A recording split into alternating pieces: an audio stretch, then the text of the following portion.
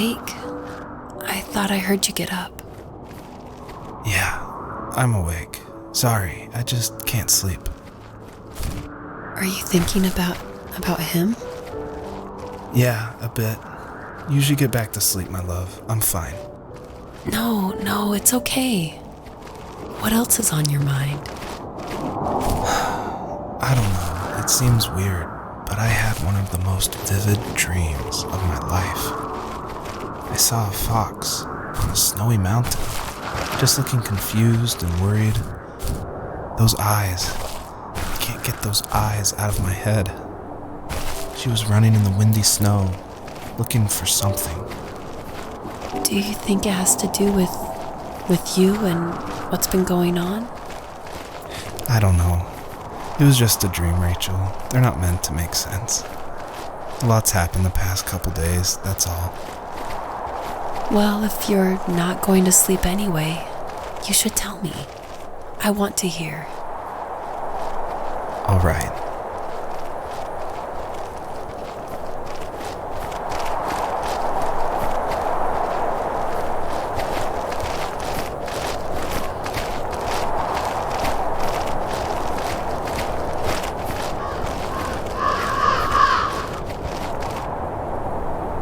So, not far from her home, she followed that path to something unexpected.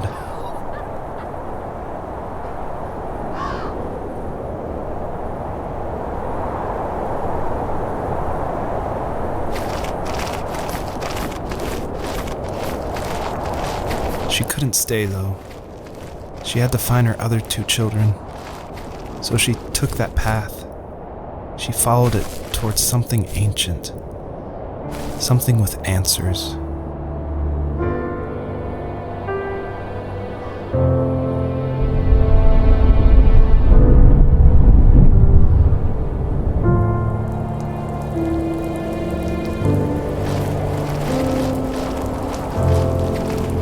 The fox looked high and low, searching for any sign of her cubs. Points of light showed the way to this ancient tree. It was as if each one had a story to tell, all their own.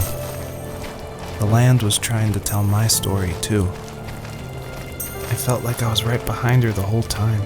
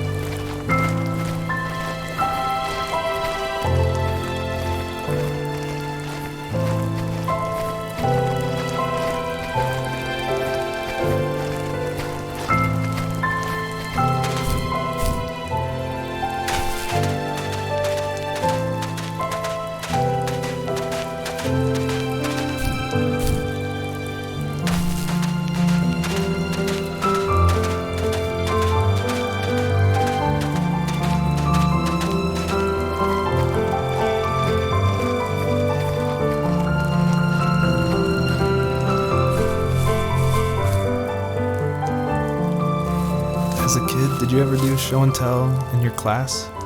Yeah, I think I only did it once, when I was in the 4th grade. You know how my life was around then. I wanted to show my class what helped pass the time and distracted me, so I brought a dozen paper cranes I had made. I think I told everyone how badly I wanted to be a bird and fly, embarrassingly enough. Don't be embarrassed. Every kid wants to fly. For me, it was another toy from my dad, a wooden boat.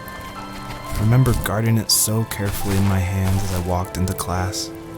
When I sat down, a group of boys immediately made fun of it. They asked which trash can I found it in, or why an ugly log was my favorite toy. When I got up, I didn't even want to tell them my dad had carved it. I said it was a joke gift my friends had given me. Kids can be so cruel. Some of them are. I shouldn't have let them get to me, but it did. It's amazing we bounced back at all.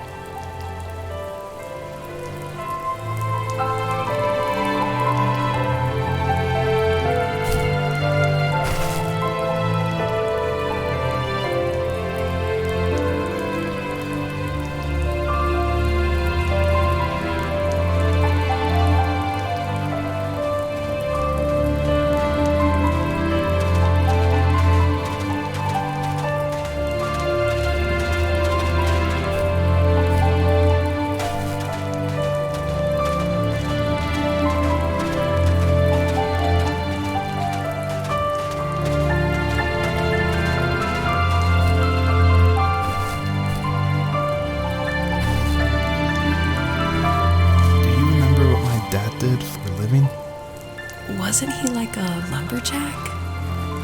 That's one way of putting it.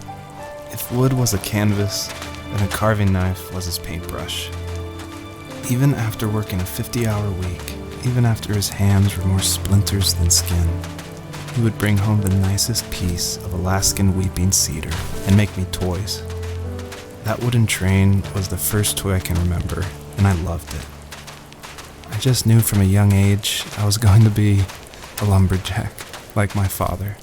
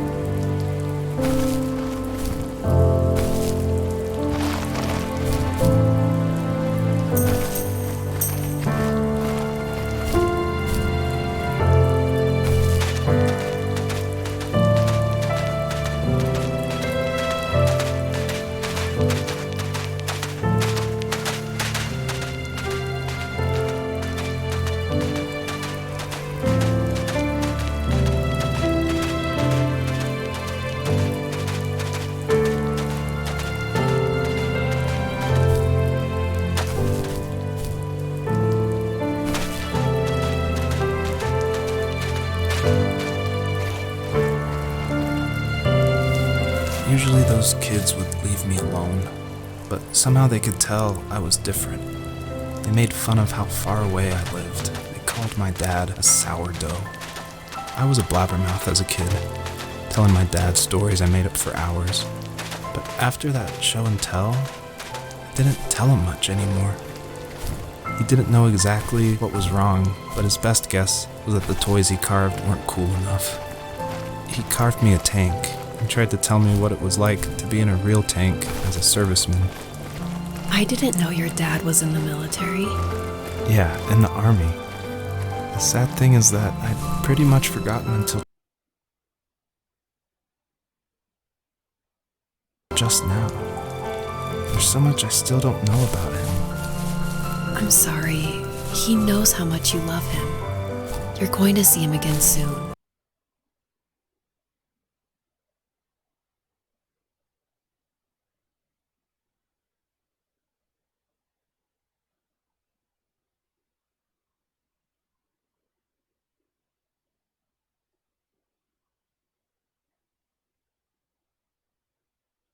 And have some closure, I'm sure.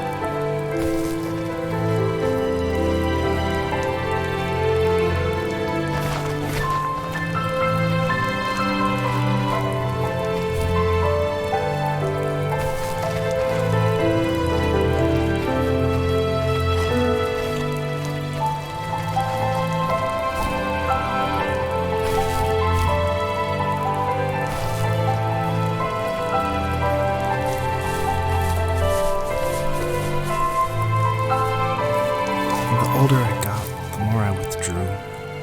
I asked myself, why talk to anybody anyway? Why bother when I'm happy by myself? I started drawing a lot, mostly animals I saw in the woods by my home. I then imagined designing my own hideouts with things like TVs and pantries full of chips and cookies. I think that idea of leaving home and drawing blueprints started my career. I found a lot of solace in that. I'm not surprised, but I did the same thing, you know? There's something special about having a place to call your own. And now look at us. Well, if you count renting in an overpriced city. It's as close as we can get for now.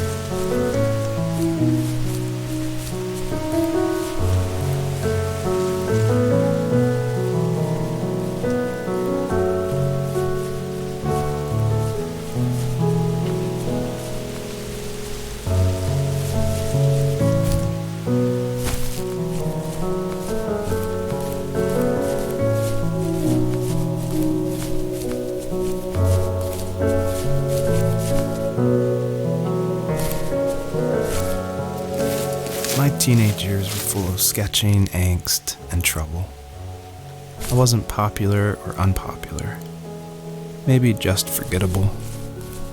I guess that gave me a sense of freedom, so I hung out with crazy kids, doing crazy things, even though I mostly just watched the chaos ensue.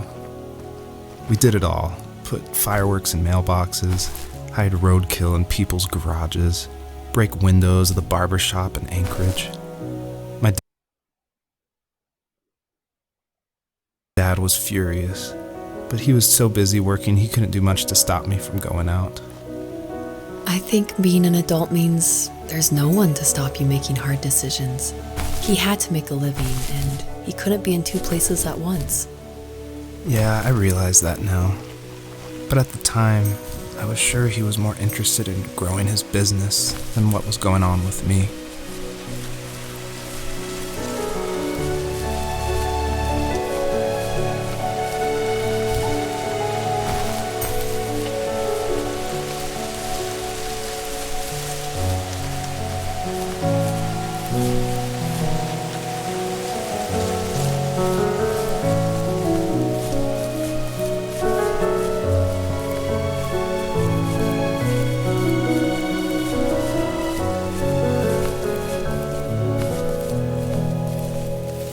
He was working another late night, and my friends were over, saying how bored they were and how they had come all the way out to my house for nothing. One of them mentioned how that old, ugly beyond belief truck was still in the garage, and how we should take it for a spin. I was only 15, so I kind of fought it for a while. The next thing I knew, we were craning around the mountain path, rocks spitting onto the sides of the cliff, while my dad's cringeworthy bluegrass blared out the speakers. I drove while my friends were in the back of that yellow and purple truck, throwing beer bottles and trash at anything remotely interesting. Felt like I was soaring in the air with borrowed wings. But all good things have endings. A cop outside of Eagle River pulled us over after he saw us in a bottle rocket into someone's yard. What followed was a long night of talking to disappointed adults and feeling smaller than ever.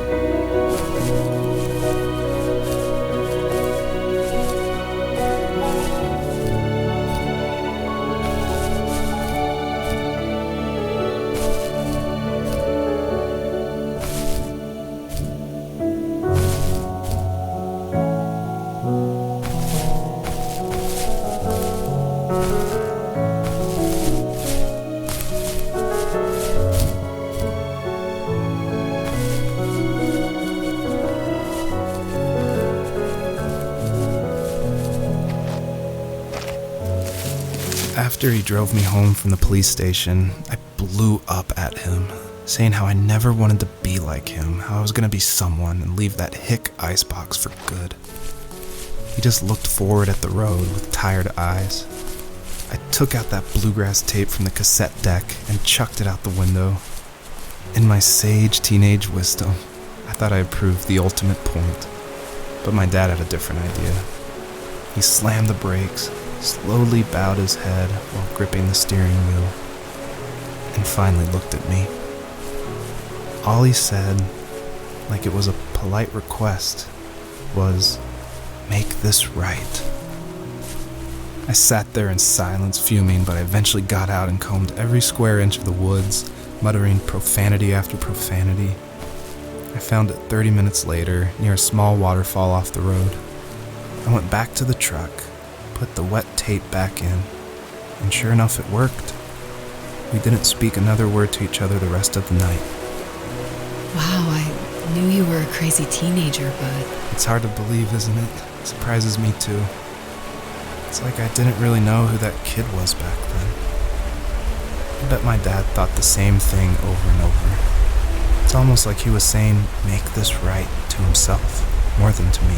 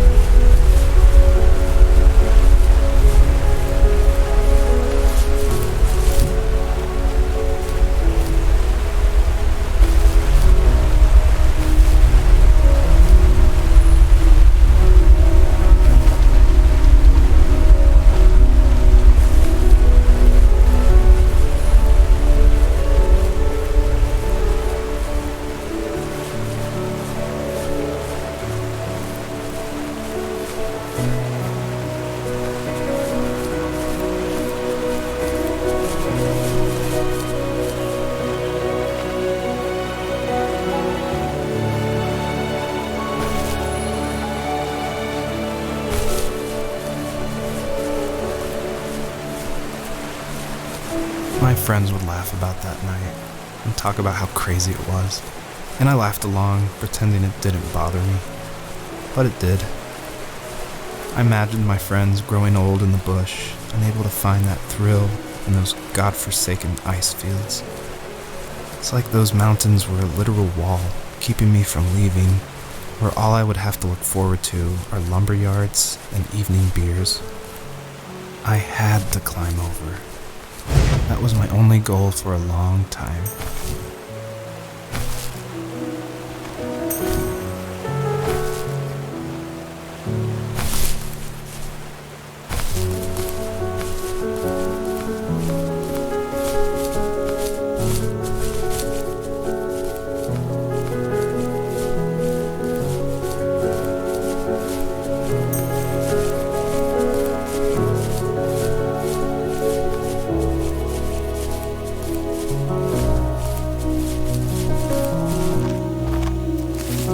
If there was some way I could take my love of drawing and turn it into a way of escape, nothing would make me happier.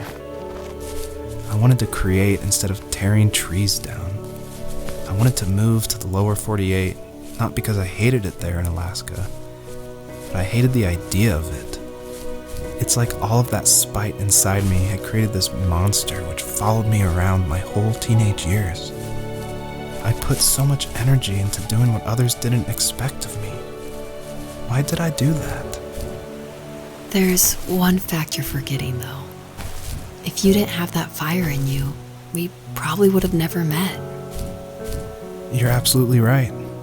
Maybe the destination is all that matters in the end. But then why am I awake? Why am I seeing this fox go on her journey? And why can't I stop thinking about my dad?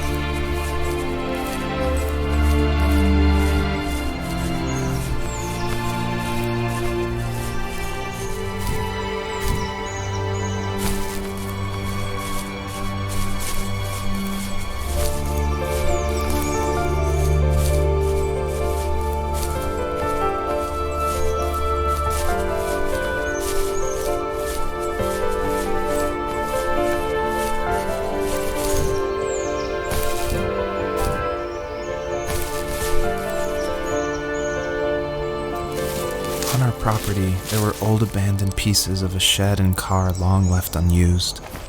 I used to ask him all the time who those people were that left all this junk, and I'm sure he got so tired of hearing it that he made up some elaborate stories how a brown bear ate them and haunted the woods afterwards. What's funny is I think it made those people seem more real, growing up thinking they were still hanging out like they couldn't say goodbye. I used to tell my friends how I could swear I saw spirits move near the water, and that always freaked them out. I guess it didn't bother me, because the way I saw it, they were normal people with old cars and sheds, just trying to figure out how to survive and be happy in the middle of nowhere. It was a cool thought that they didn't want to leave, but I was a weird kid. Well, you had good company since those ghosts like living in a place where they were brutally devoured.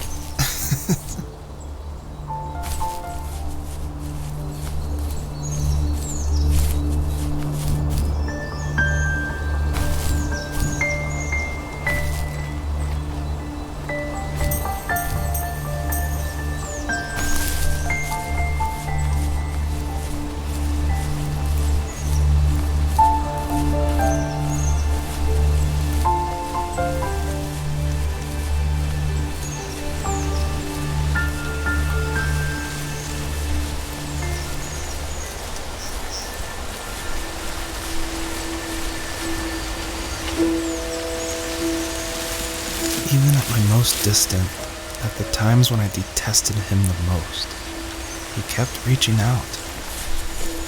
For a year straight, he asked me every week when we were going camping. I thought he was just dense. Eventually, to shut him up, I agreed. We carried out the worn lawn chairs from the garage and set up a cinder block campfire at the site we'd always used behind the house.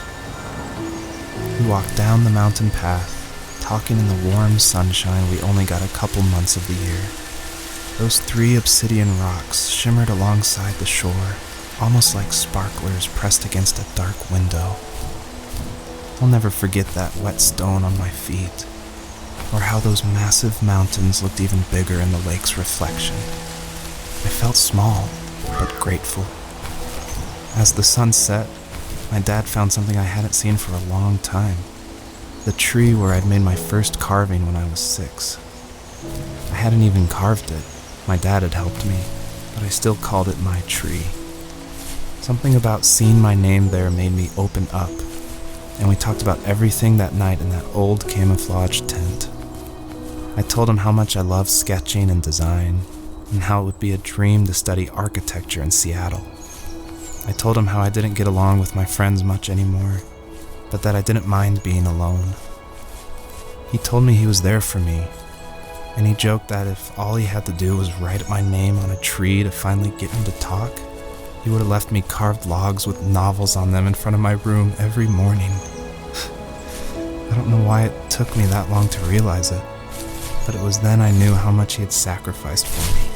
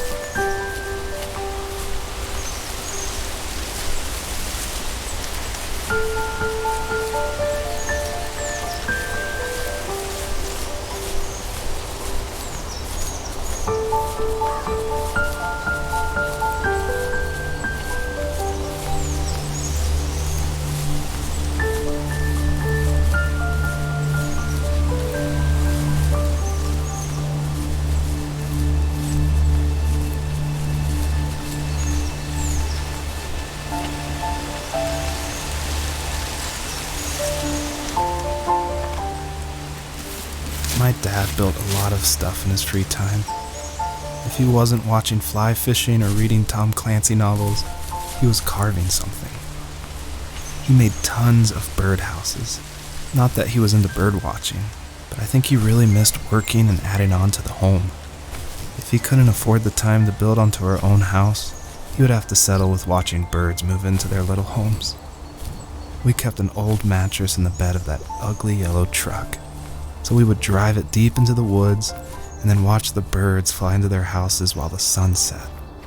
Usually it was accompanied by venison jerky or a cold Coke, but not a lot of talking, which is how we both liked it.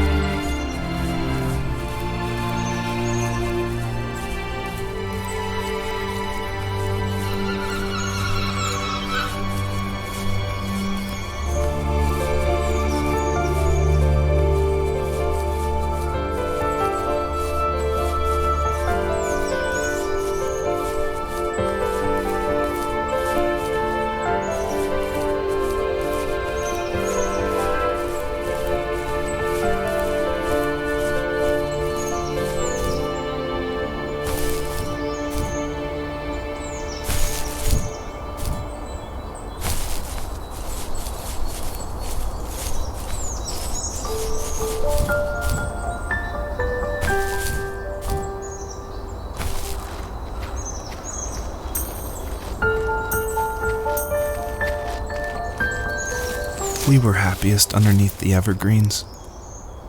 We decided it was time to finally map out the hundreds of acres we lived on just to pass the time during the summer.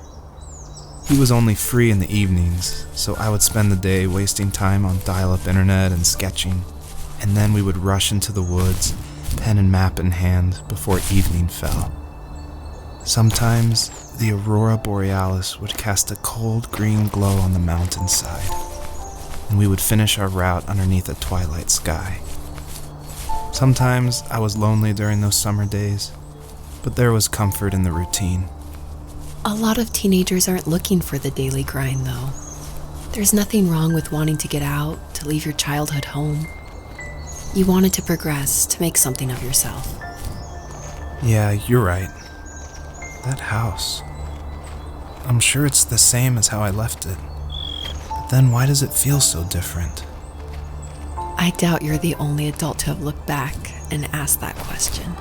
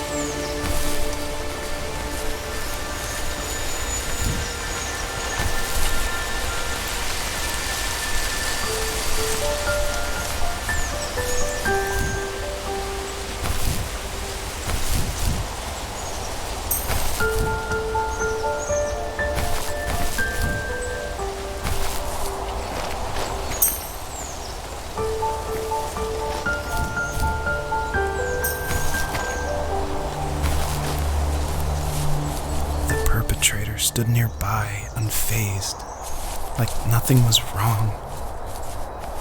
My dad is dead, and he's never coming back, Rachel. I can tell you these stories, but I can never reminisce with him again. He can never hold a grandchild that we'll probably never be able to have. I can never talk to him again, and I'll never be able to say I'm sorry for everything.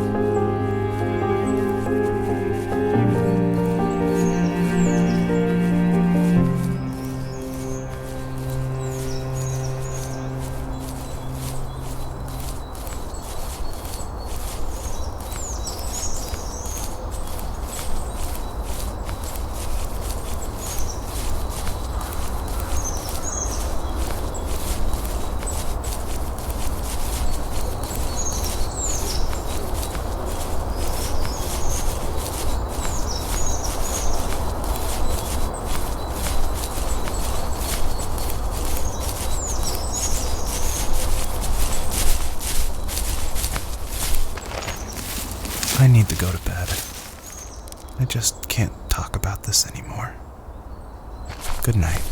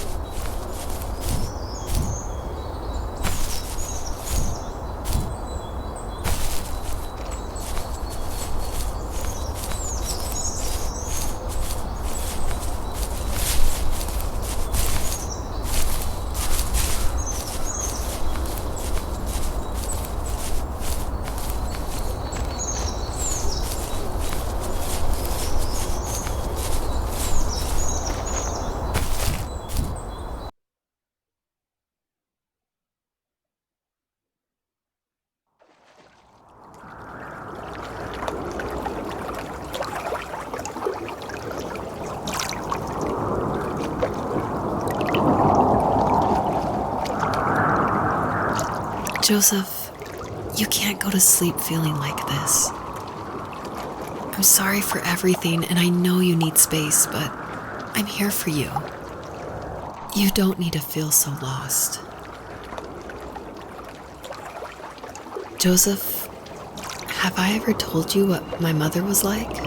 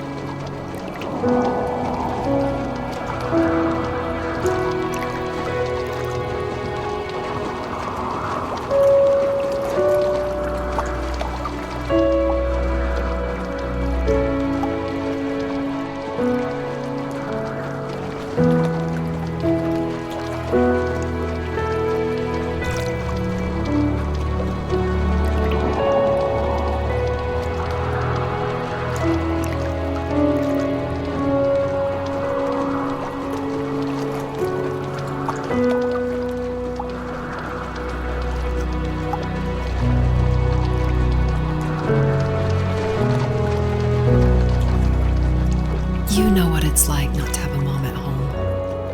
And you know how hard that made my childhood.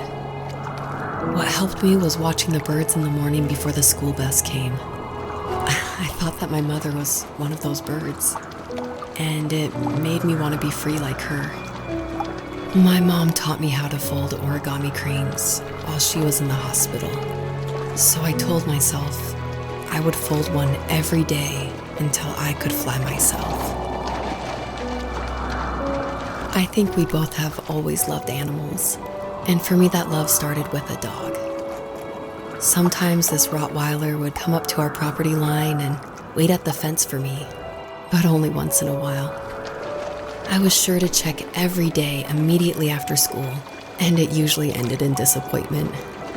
I would even steal money from my passed-out dad just so I could buy these off-brand dog biscuits.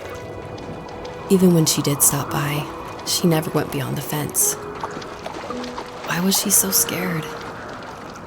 I think my dad was the opposite of your dad in almost every way, except he was in the military as well. He coped with alcohol of every kind. The trailer started falling apart, he got angry, and I withdrew. More and more I became the weird, quiet kid who made lots of origami birds and carried dog biscuits around. I think we were pretty similar when it came to being the weird kids.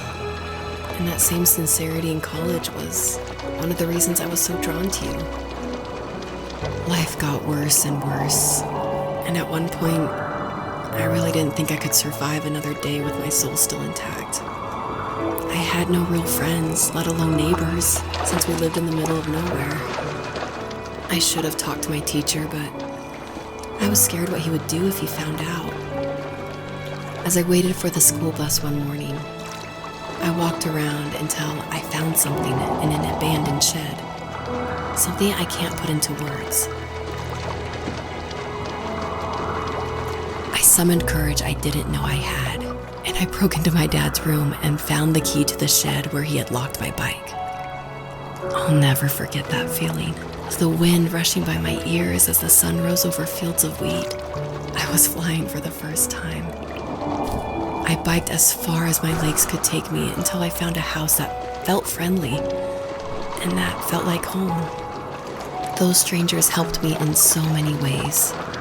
And if it wasn't for them, I wouldn't have found my foster family. And if it wasn't for my parents, I wouldn't have met you. You have strength, Joseph, and you're not as alone as you think. It's all just so pointless. Just waiting for life to happen. It's like having the home I always wanted is cursed out of my reach. The thought of being a parent myself. How could I do that when I couldn't even be a good son? I'm sorry. I know what you're saying. I just don't know how things will work out. These quiet hours will turn into years. We'll wonder which roads passed us by. Then we'll forge a new road together. Besides, I discovered for myself that one fateful morning where any hopeful road leads to. There may be thorns and mist, but it always leads to the same thing. And what's that? Family. I'm so glad that you're part of my family, Rachel. And I'm glad you're part of mine.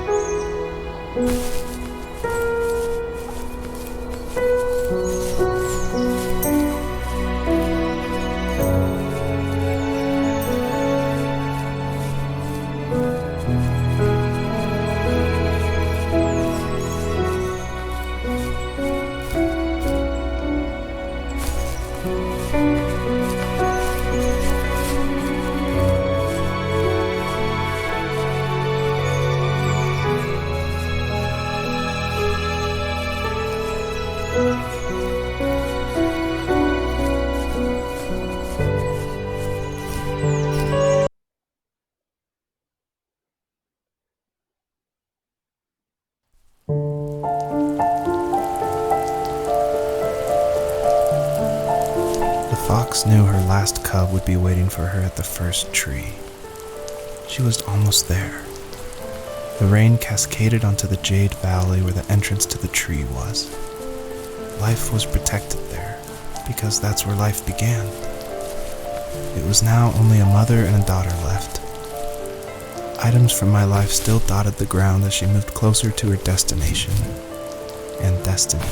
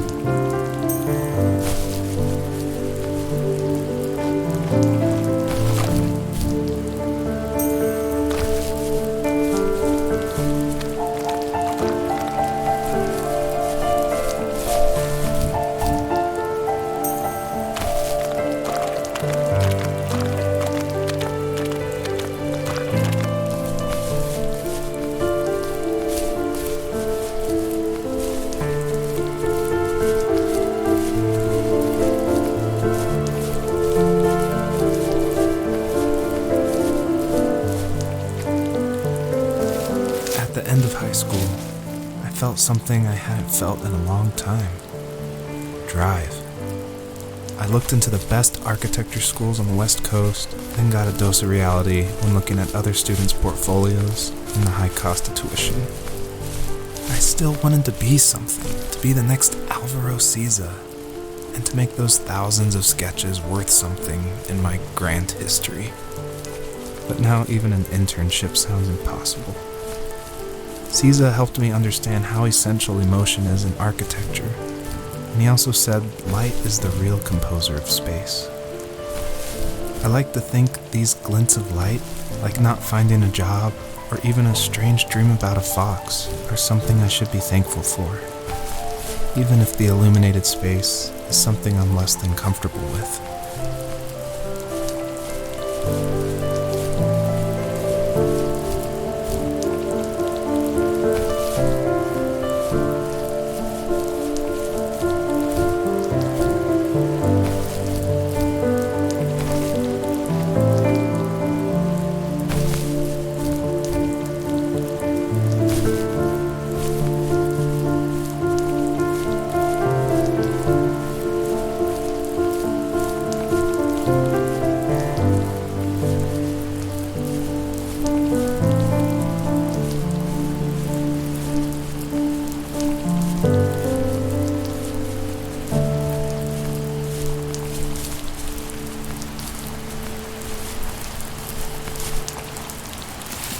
My dad was super supportive with my college plans, to a point.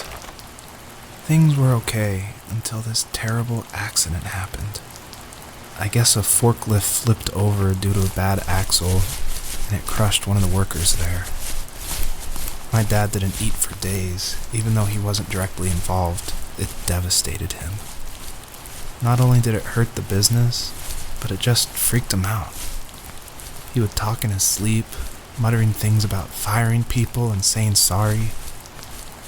One fateful day he approached me, said that since my school search wasn't going well, I should finally be a man and take over the family business.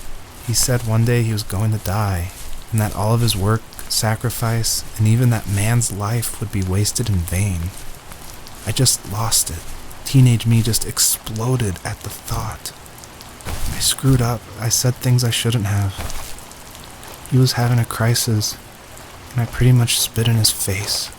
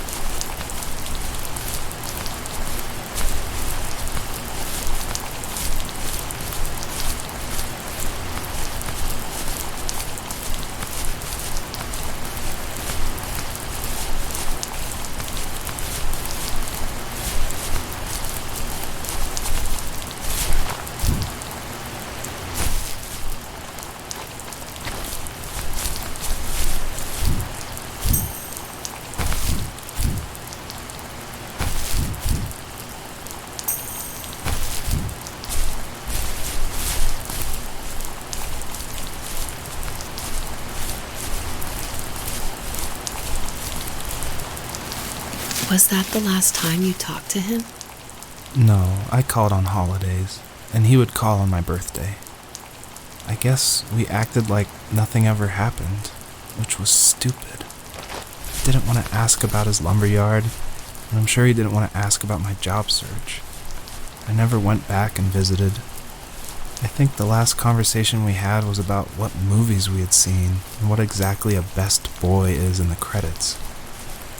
I thought he would be here so much longer.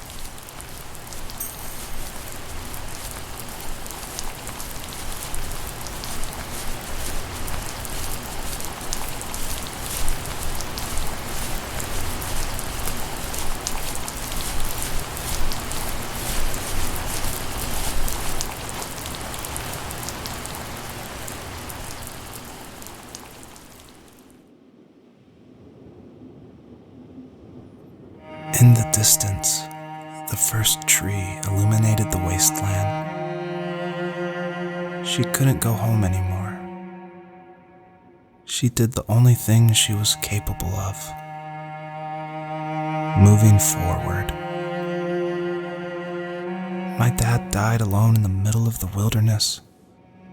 I should have been talking to him more. I should have done a lot of things differently. If the first tree on earth brought life with it, if it taught the birds to sing and fly and showed saplings how to grow, what could it do for us?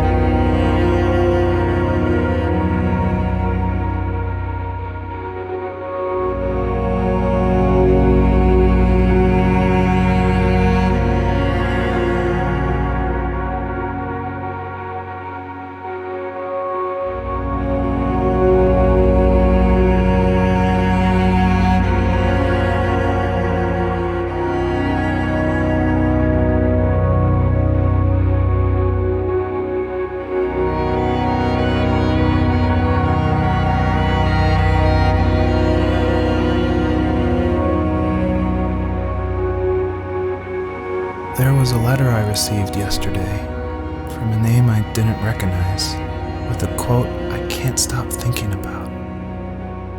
Death is not the opposite of life, but a part of it. More and more, I'm realizing one important truth. Each of us have our own journey to the first tree, but sometimes I'm not sure I'm ready to take that first step.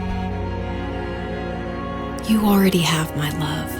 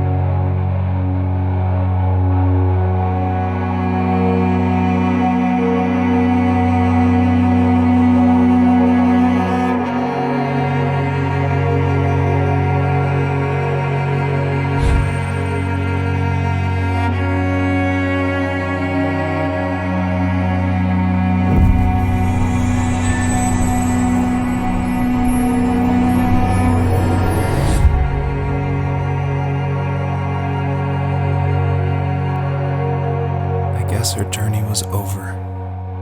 But I have no idea. It was only a dream, a distraction from tomorrow.